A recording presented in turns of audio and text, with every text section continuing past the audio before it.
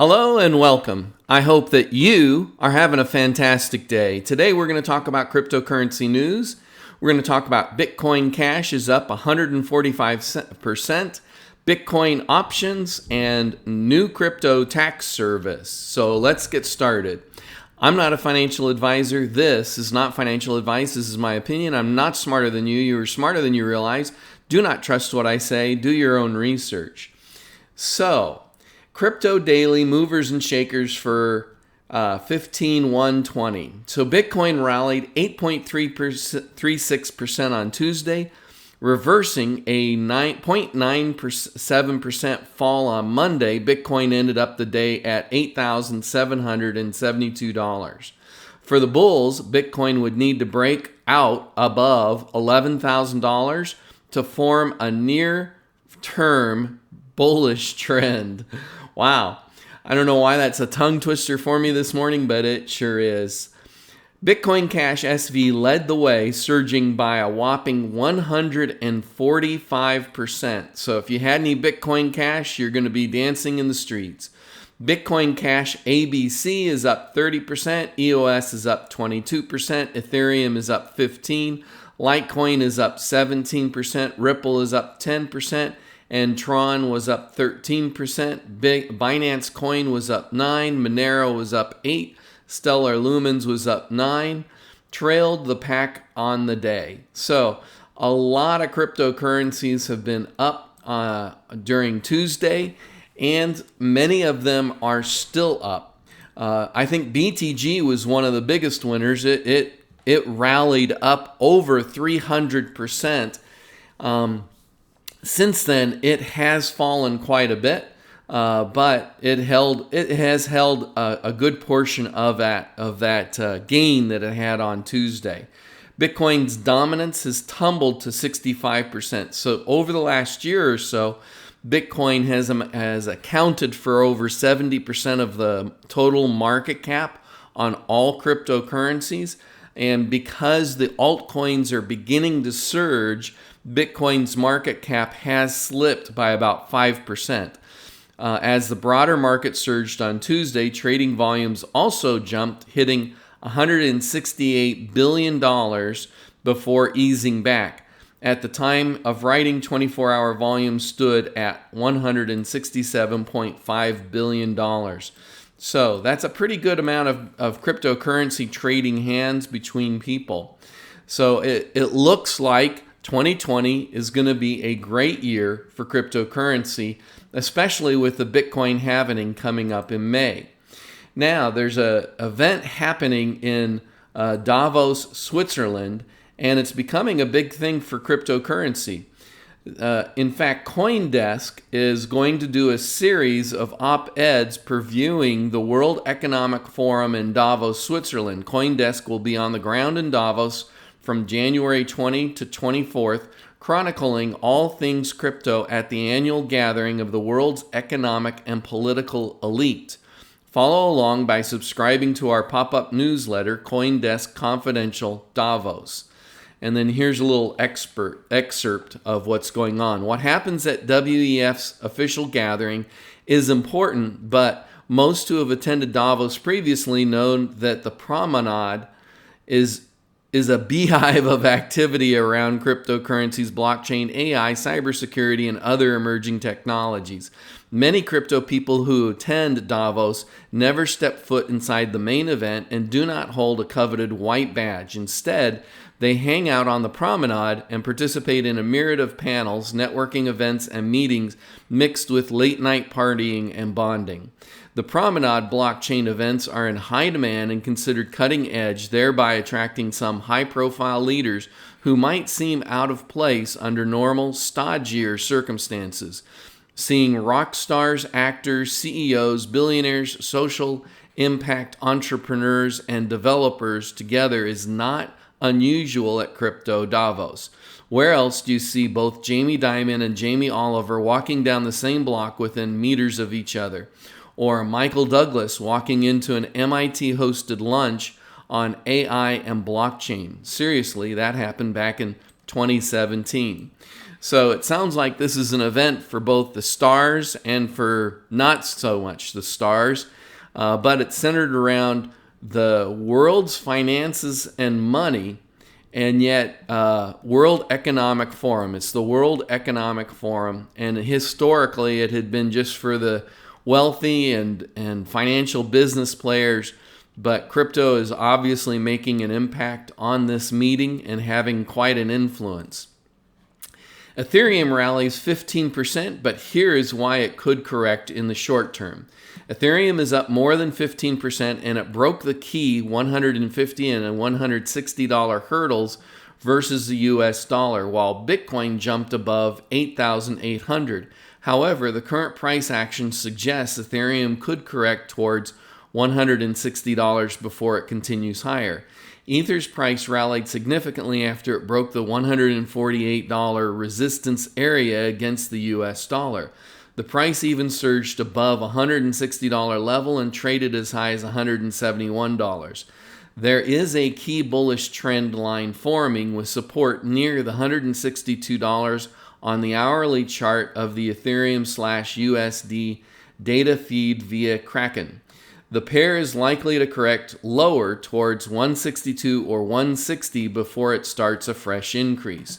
So right now, Ethereum, we'll go ahead and refresh the page, but Ethereum, and it hasn't finished, here we go, is trading at $163.84. This is a 5-day chart, and so you can see how here it started around in the $143 price range. It peaked up here right at $170.42 but right now it's trading around 163. So all of these gains that it picked up earlier in the week, it pretty well has held them. It has seen a little bit of a drop, but it hasn't done bad as far as holding that price from the high of the $170 range. So that's good news overall. Now, Bitcoin options explained. So Bitcoin options has just become available through the CME. The CME is now offering Bitcoin options. And for those of you who are not familiar with options, I'm going to leave you a link so you can dig into the details. But just a kind of a brief high-level overview. An option is a type of derivative contract that gives the owner the option, not the obligation, to buy or sell an asset at a specific price called the strike price within a predetermined time, which is the expiry date. So it's similar to when you are buying a house, you'll put down a certain amount of money to get the option to purchase that house, and then you'll go and have the house inspected. You'll get your loan financed and do the financing part of your loan through your bank and several other things. And that way, if something happens where you're unable to purchase the house, you can get out of the contract without a whole lot of cost, but you put up a certain amount of money, and if you walk away from it, you forfeit that money. If you go ahead with the purchase, then that money goes towards the purchase of the house. And Bitcoin options work in a similar way. You've decided on a particular strike price, and you've decided on a date when your contract will expire. And then at the time of the contract expiring, you have the option to purchase whatever that asset is, in this case cryptocurrencies, at the strike price if you so choose. If you choose not to, then you lose the money that you put up on the contract. So let me read their definition now that you've heard mine. While the term derivative contract typically conjures ideas of complicated financial instruments cooked up in Wall Street labs, contracts similar to options have been in use since at least ancient Greece to speculate on the olive harvest, and they span across cultures, exemplified by the 17th century Japanese Dojima rice exchange. Today, options contribute to global derivatives market estimated to be over $500 trillion. So why are options such a long-standing and massive staple in finance? And what does the rise of Bitcoin option means for crypto? At an individual level, options allow market participants to generate income, make speculative bets, and hedge their positions, particularly amid market volatility. In an option contract, there is a writer or seller of the option and a buyer. The buyer pays a premium for the options contract determined by factors including monies, the asset's current price versus the strike price, time until it expires, the implied volatility. The writer then takes that premium as an income. And so that's kind of option trading is coming to Bitcoin through the CME. It began on January 13. So options trading is about 3 days old. And if you want, you might want to look into it and get more information if you're interested in purchasing and buying and selling Bitcoin options contracts. There's a poll that shows that crypto investors expect ChainLink to be the top performing altcoin in 2020.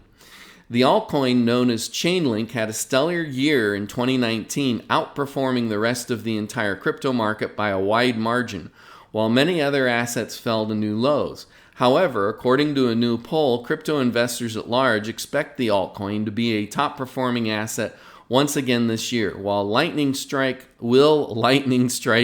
twice for altcoin known as ChainLink. With 2019 now in the rearview mirror, in hindsight, we can see which assets were the top performers across the crypto market. While exchange-based utility tokens dominated the best return on investment from cryptocurrencies in 2019, one particular altcoin, ChainLink, topped all other crypto assets, including Bitcoin. ChainLink closed out the year with nearly 500% return on investment. Bitcoin, for comparison, only ended the year with a roughly 100% return. Oh my gosh, only 100% return. Bitcoin is the best, strongest, most outperforming asset of 2019, of course, with the exception of ChainLink. But, when you compare it to the stock market or real estate or other things, how many products, how many assets out there had a 100% return throughout 2019? I don't know of any that can compare.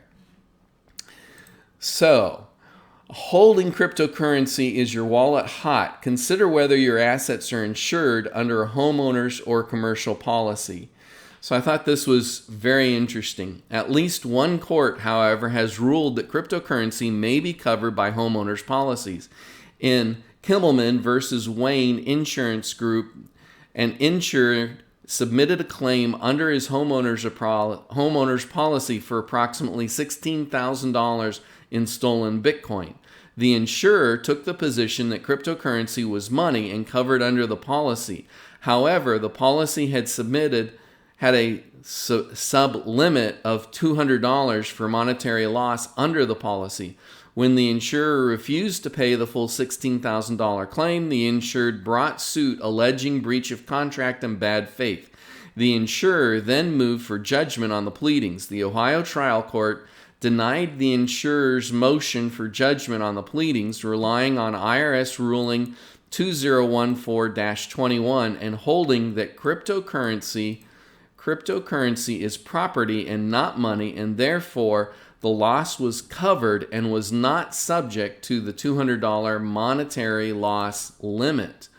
So I thought this was very interesting that maybe your homeowner's policy will cover cryptocurrency losses. Bitcoin prices are kicking off 2020 just like they ended 2019, outperforming the stock market. So this is kind of similar to what we just read, but we'll go over it anyway. Quick, which asset performed better? A basket of stocks tracking the S&P 500 index or the price of Bitcoin? Well, we kind of answered that a moment ago. You would be wrong if you thought the broad index of stocks delivered a return better than the number one digital asset in the world, and wrong again if you figured that the stock market's strong start to kick off 2020 is outperforming Bitcoin's stellar start to January. In reality, the price of Bitcoin futures, BTC USD, surged nearly 98% in 2019 as measured by futures traded on the CME group, CME, and is up 23% so far this year. By another measure, Bitcoin prices gained 7.5% on Tuesday and have advanced about 22% so far this year, according to CoinDesk. By comparison, the S&P 500 returned 29% in 2019 and has risen 1.9% thus far this month. The Dow Jones Industrial Average returned 22% last year and is up 1.8% so far in January, while the Nasdaq is gained 35% in 2020 and is up 3.5% so far this year. So I thought that was interesting because it gave a little bit more specifics and details about both stocks and cryptocurrencies, their previous gains in 2019 and the gains so far this year. The last bit is ESCOBITS LLC rolls out new cryptocurrency tracking service to make preparing taxes easier. EcoBits LLC is pleased to announce the release of a new cryptocurrency tracking service aptly named CryptoTracker.tax. With tax season right around the corner, many tax preparers will be scrambling to calculate their cryptocurrency capital gains for the IRS. The new service aims to make tracking any crypto transaction both intuitive and affordable. Correctly reporting Bitcoin taxes or any other cryptocurrency-related tax starts with proper tracking. CryptoTracker.tax was born out of the frustration involved in finding a solution that was both easy to use and understand. Thus far, involved in cryptocurrency don't like to think in terms of how crypto trading is taxed. Rather, we think in terms of how the transaction took place. For example, exchanging Bitcoin for Ethereum on an exchange is considered two separate taxable events by the IRS, but is more easily understood as a single transaction for the average person. Even something as simple as buying a cup of coffee with Bitcoin is considered a taxable event. The CryptoTracker.tax service aims to make these taxable events easy to understand by providing simple buttons in the interface. These include exchange one crypto for another, purchase crypto with fiat, received crypto income donation, made a purchase using crypto, and received mining payout, among others. So, that's the crypto news for today. I have a question for you. How can I be of service to you? Please leave questions, comments, whatever you have down below on the either the YouTube or the library channel and in the comment section. We'd love to hear from you. We'd love to engage with you. If you have any questions about any of the articles that we read, or if there's anything that I said that didn't make sense, please comment below. If you disagree with what we said, we would love to hear your polite disagreements, because you know things I don't know, I know things you don't know, and when the two of us get together, we'll both become smarter. In the meantime, I hope that you'll like, subscribe, and hodl, and I hope that you have a fantastic